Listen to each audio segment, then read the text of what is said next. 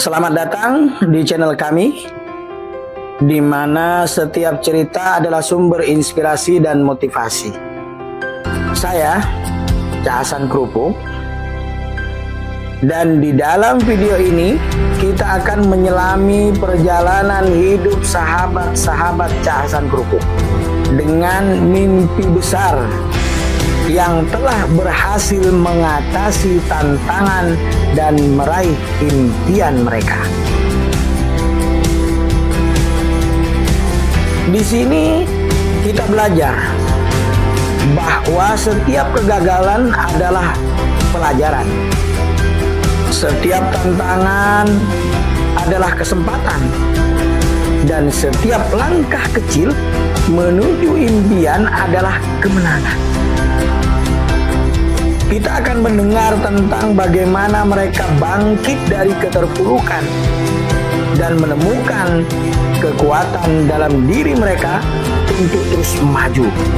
Mari kita ikuti kisah-kisah inspiratif ini, dan semoga Anda menemukan semangat dan motivasi untuk mengejar impian Anda sendiri.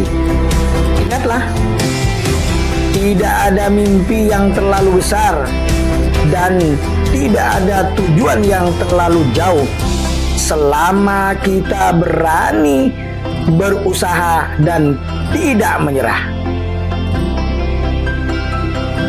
Selamat menyaksikan dan semoga Anda terinspirasi oleh kisah-kisah sukses dari sahabat Cak Hasan Krupuk.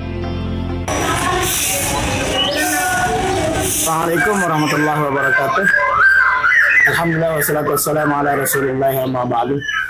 Alhamdulillah, bersyukur kepada Allah subhanahu wa ta'ala. Di pagi hari ini Allah subhanahu wa ta'ala memberikan kepada kita semuanya kesehatan, sehingga kita semuanya bisa beraktivitas sebagaimana mestinya. Dan di pagi hari ini saya ditemani sahabat lama saya, dan beliaulah yang selalu mensupport saya, terus selalu mendukung saya, dan juga selalu memberikan arahan-arahan ketika saya harus berkeluh kesah dalam memulai yayasan yang ada di Tangerang sana. Nah, coba kita berkenalan sama beliau, dan mudah-mudahan beliau ini bisa memberikan kepada kita sesuatu yang mungkin bisa menjadi pelajaran buat kita semuanya. Assalamualaikum. Waalaikumsalam warahmatullahi wabarakatuh. Sebelumnya mungkin perkenalkan dulu nih Pak, tentang antum. Assalamualaikum warahmatullahi wabarakatuh. Perkenalkan, saya Al-Fakir Muhammad Ali Jubair, pengasuh pondok pesantren Yatim Duafa Al-Ikhlas dan Rodotul Irfan Anuha. Saya asli Madura tapi tinggal di Malang karena mendapatkan seorang bidadari dunia yang berharap telah menjadi ratu surga di asli orang Singosari. Barakallahu fiik. Ustaz, ini antum memulai ini mulai kapan? Dan mungkin bisa diceritakan. Baik, sebenarnya saya mulai pendirian pondok pesantren ini awalnya dari sebuah kegelisahan hati, kegersangan jiwa, karena setelah saya hijrah dari pondok pesantren, tempat saya belajar dan juga tempat saya mengabdi di sana, di pondok pesantren Alisala Bondowoso, saya menikah. Dan di masa pernikahan awal kurang lebih 2 tahun, saya merasa kegelisahan karena yang saya biasa beraktivitas dengan dunia pendidikan dan dakwah, maka di 2 tahun itu saya sedikit tidak ada aktivitas ke sana. Dari situlah saya punya inisiatif untuk menabung uang, kemudian mengawali dengan mengontrak rumah. Tapi karena keterbatasan biaya waktu itu kami tidak ada deal dengan pemilik rumah untuk kami kontrak. Bismillah, ternyata Allah pertemukan saya dengan orang muslimin dan teman-teman seperjuangan. Saya memulai lembaga ini dari tempat pinjaman. Ya, berawal dari tempat pinjaman pada tahun 2028. Yang awalnya panti asuhan. 2011 kami ganti menjadi pondok pesantren yatim Duafa Al-Ikhlas. Seperti itu. Maka disitulah pondok ini mulai menata, membangun, kemudian kita beli tanah tahun 2012 kita bangun sampai 2014 baru kita tempati 2014. Ya. Untuk perjalanannya punya banyak kendala, mungkin banyak masalah. Bagaimana antum itu mengatasi persoalan-persoalan yang ada, baik itu dari luar ataupun di dalam, seperti apa itu, Ustaz? Perjuangan pasti butuh sebuah pengorbanan. Dan sebuah dakwah harus butuh kesabaran, itu konsepnya. Dan awal kami bersama teman-teman mendirikan lembaga ini memang butuh sebuah pengorbanan, kesabaran yang super ekstra. Dimana awalnya saya difitnah karena saya mungkin kena jenggotan gitu ya. Tetapi semua itu dengan doa kita, ikhtiar kita, silaturahim kita tunjukkan bahwa Islam itu adalah sesuatu yang mampu mendatangkan rahmat. Maka saya bilang kepada teman-teman, sebetulnya ujian-ujian yang sifatnya itu dibagi tiga. Ya, ujian yang pertama adalah low class. Apa low class itu? Adalah ujian yang sifatnya eksternal.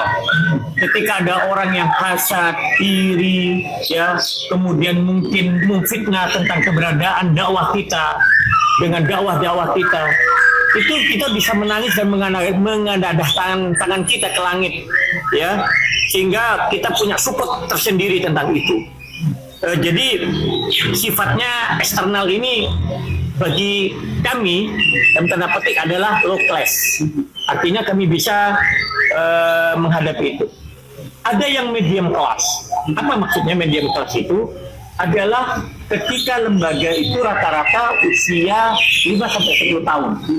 Jadi ketika usia 5-10 tahun ini akan diuji di dalam sebuah lingkup internal lembaga itu, baik itu dengan para pengurusnya, baik itu dengan aparatur pondoknya, atau mungkin bahkan dengan keluarganya, dan tidak menutup kemungkinan juga dengan para santri atau guru-gurunya. Maka harus terbangun sebuah kebersamaan, kesatuan hati untuk mengikat dengan visi, misi, dan tujuan lembaga. Ya, bahwa lembaga ini adalah lahan perjuangan, bukan tempat atau lahan kerja. Dan yang paling berat adalah ujian high class. Ya, high class dalam ujian dakwah dan perjuangan kelembagaan ini adalah sifatnya personal. Maksudnya apa? Ini rata-rata lembaga yang di atas 10 tahun atau 15 tahun ke atas. Maka ketika seseorang datang ke kita minta doa, minta nasihat, ya, pintu kendaraan kita dibukakan, karpet merah dihamparkan di setiap jalan-jalan kita, dan tanda petik begitu. Ya, seakan-akan orang memandang kita ini orang baik, seakan-akan memang orang memandang kita ini orang soleh yang tak banyak dosa. Disinilah hati-hatinya kita.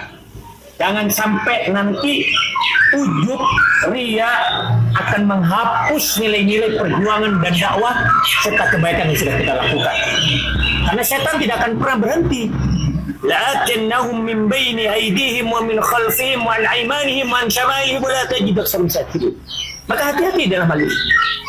Maka kembali ke tadi, ujian terberat dalam dakwah ini adalah ujian personal. Walaupun kita tidak boleh meremehkan ujian-ujian yang sifatnya low class tadi atau medium class itu. Allahu a'lam. untuk ini Ustaz, menjaga bagaimana caranya agar supaya kekompakan ini bisa terwujud. Bagaimana antum bisa menyaring semuanya? Semua berproses, ya. Kita dengan berbagai cara, ya. Maka ada 5 hal yang bisa saya simpulkan untuk membangun sebuah kekuatan lembaga itu, khususnya dalam kekuatan kebersamaan di lembaga. Yang pertama adalah sifatnya legalitas, supaya legalitas ini mendapatkan kepercayaan baik dari personal lembaga ataupun dari masyarakat. Ya, legalitas ini bisa de facto atau de jure. Itu yang pertama. Yang kedua, yang paling pokok adalah SDM, sumber daya manusia. Ya, baik itu mulai dari para pengasuhnya, para ustadznya, para santrinya, para pengurusnya. SDM ini dibagi 3. Ya, SDM ini dibagi 3. Ada orang yang berkarakter, ya, namanya pecundang. Pecundang ini apa barometernya? Karakter pecundang ini barometernya adalah hawa nafsu. Kalau dia bekerja sesuka hatinya, ya, kalau dia tidak suka, ya malas. Kalaupun dia dipuji merasa sombong, ya, kalau dimarahi dia mutung. Nah, ini bahaya kalau dalam sebuah lembaga. Kalau di dalam kita ini kita amputasi dalam tanda petik begitu. Ya, tidak bisa ada dalam barisan dakwah perjuangan ada orang-orang yang sifatnya pecundang. Ada karakter yang kedua adalah pedagang. Dia datang bersama kita, ya, melakukan amal bersama kita. Itu kalkulasinya untuk rugi. Ya, saya kerja apa, mulai jam berapa sampai jam berapa, dan dibayar berapa. Kalau misalnya lebih dari jamnya, itu minta apa namanya tambahan seperti itu. Nah, ini banyak di lembaga. Tapi kita bina orang-orang seperti ini. Ya, kita bina seperti ini, orang-orang seperti ini. Maka kita kuatkan. Ada yang terbaik, karakter yang harus kita miliki dalam sebuah lembaga, yakni karakter pejuang. Apa kalkulasinya? Kalkulasinya adalah surga neraka, pahala dan dosa. Dia kalau berbuat, kalau sekira-kiranya dia menyebabkan hal ini masuk surga, dia lakukan. Kalau ini berpahala, dia lakukan. Kalau ini dosa, dia tinggalkan. Orang selalu berorientasi akhirat. Akhirat oriented. Ini penting. Maka kalau ada orang-orang seperti ini, kita rawat, kita kuatkan, dan kita tekatkan. Maka untuk menjadi karakter pejuang itu ada 5. Misalnya. Kita biasa mengingatkan teman-teman. Yang pertama harus ikhlas. Harus ikhlas. Karena tidak akan ada jiwa pejuang kalau jiwanya tidak ikhlas. Yang kedua, sikat saja nih. Yang kedua, orang yang pejuang itu, ya karakternya dia adalah selain ikhlas, dia juga sabar. Sabar, karena kalau tidak sabar sulit. Ujiannya begitu banyak, tantangan begitu banyak, ya. Apalagi kesabaran itu bukan saat kita tidak susah, ya. Ketika susah, bahkan ada kesabaran dalam ketika kita kondisi nyaman. Yang ketiga harus amanah, amanah. Karena kalau tidak amanah berat ya. Sehingga kalau saya kepada teman-teman, kalau ingin kaya jangan di sini, ke pasar sana tuh, karena pasar tempat perputaran uang. Kalau terkenal jangan di sini, cari popularitas, tapi daftarlah jadi kalah. Belum jadi sudah terkenal dengan wajahnya tiang-tiang listrik, pohon-pohon kan gitu, sudah terpampang senyum wajahnya. Belum jadi sudah terkenal, apalagi jadi. Tapi kalau ingin bahagia dan ingin mulia, insya Allah di sini tempatnya, di sebuah lembaga dakwah dan perjuangan. Itu yang ketiga yang harus kita kuatkan untuk menjadi karakter pejuang. Ya. Kemudian karakter pejuang itu juga jujur. Apalagi kita ini mengelola dana umat, ya, kita ini mengelola dana umat. Maka ketika Jujur itu tidak hanya dalam arti keuangan, jujur lisannya, ya, artinya tidak dusta, jujur hatinya, dia tidak ria, jujur amalnya, ya, dia juga tidak sombong, gitu loh. Maka itu penting, ya, jujur itu, apalagi urusan berkaitan dengan terakhir, karakter pejuang itu adalah mereka yang senantiasa mengatakan Allahu Samad. Allah tempat bergantung. Artinya apa? Segala sesuatu itu dia keluh kesahkan kepada Allah, dia mintakan kepada Allah. Maka orang yang pejuang itu dia sadar bahwa kemuliaan, kebahagiaan itu hanya hadir ketika dirinya melibatkan Allah dan yang maha segala. Allah Alhamdulillah Ustaz, yang ini dan mungkin terakhir. ya. Apa nih pesan-pesan buat kami di luar sana yang mungkin sekarang ini masih menata, masih baru, kira-kira apa nih yang perlu harus dijaga nih? Nasihat itu juga sebenarnya untuk saya dan saudara-saudara saya dan kita semua sebagai pelaku dakwah, ya, khususnya di lembaga pondok pesantren. Hidup ini sebentar, hidup ini hanya sekali. Kita pasti mati. Kita pasti mati. Kita pasti mati. Tapi jangan sampai kematian ini menghentikan kebaikan-kebaikan yang sudah kita lakukan di saat hidup kita. Maka mumpung masih hidup,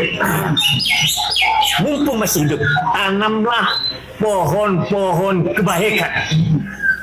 Tanamlah pohon-pohon kebaikan. Karena hidup ini sebagaimana kita menanam. Ada orang yang nanam hidupnya seperti pohon mojo. Kemana-mana cari salahnya orang. Kemana-mana riba. Dia selalu kemana-mana pahit. Karena mojo itu pahit. Hatta dia pohon mojo ini ditanam di Saudi, ditanam di Eropa sekalipun, yang namanya mojo pasti pahit. Kalau mojo manis, saya khawatir Gajah Mada bangkit. Karena khawatir berubah sejarahnya mojo pahit. Itu yang pertama. Ada orang yang nanam hidupnya dan kita berharap sebagian dari orang itu seperti menanam pohon duren. Duren itu ya kelihatannya berduri, tetapi ya isinya buahnya lembut, harum baunya, lezat rasanya, dan mahal harganya. Itu duren. Ya, dimanapun ditanam duren itu tidak ada yang duren tidak berduri. Ya kan, kalau duren tidak berduri namanya sukun. Artinya apa? Tapi kebaikannya selalu terasa, mahal harganya. Ya, tapi ada orang yang dia tidak nanam pojok dan dia juga tidak senang nanam durian dalam hidupnya. Dia cuek saja lah. Mau orang bermaksiat, mau orang ibadah, dia cuek saja. Dia mau nafsi, nggak mau tahu urusan orang dan nggak mau diurus orang. Hidupnya seperti rumput. Nah, ini seperti belakang kita ini nih. Di belakang kita ini apa? Dia hanya akan tumbuh subur di saat musim hujan, lebat, ya, tapi tak punya banyak manfaat. Kalaupun hanya manfaat, hanya dimakan kambing dan sapi. Tapi ketika musim kemarau dia akan kering kerontang. Dan ingat, rumput tidak akan pernah tinggi, rumput tidak akan pernah berbuah, dan dia selalu di bawah, dan dia hanya akan terinjak oleh orang yang melewati. Hidup ini pilihan.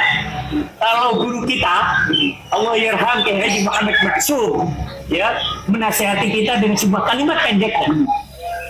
Hidup ini hanya sekali, hiduplah yang berarti. Maka harus punya added value. Hidup ini harus barokah, bukan sekedar panjangnya usia, tapi barokah kehidupan itu sendiri. Allahu a'lam. Oke sahabat, luar biasa di pagi hari ini mempertemukan saya dengan seorang sahabat lama yang dulu pernah satu atap di rumah besar kami, yaitu Al-Islah, dan sebelumnya juga kita juga pernah bersama di pondok pesantren Mutmainah Ya, di Bangkalan, Baitur Rahman. pimpinannya yang pendirinya adalah Ki Haji Muhammad Dofir AR. Ya, begitu. Khairun nas anfa'uhum linnas. Jadi baik kita ini, manusia ini bagi yang lainnya. Terima kasih. Dan terakhir Ustaz, sebelum ya saya juga mohon doanya, kita semuanya mohon doanya semoga hidup ini terus produktif dalam kebaikan, karena kita tidak tahu kondisi seperti apa dari akhir kehidupan kita, dan kita berharap kematian kita adalah kematian yang penuh keindahan dengan ucapan kalimat la ilaha illallah. Ya, mudah-mudahan antum selalu sehat. Amin, amin. Sehat dan demikian juga. semuanya diistiqomahkan oleh Allah. Amin. Sekian. Assalamualaikum warahmatullahi wabarakatuh. Waalaikumsalam warahmatullahi wabarakatuh.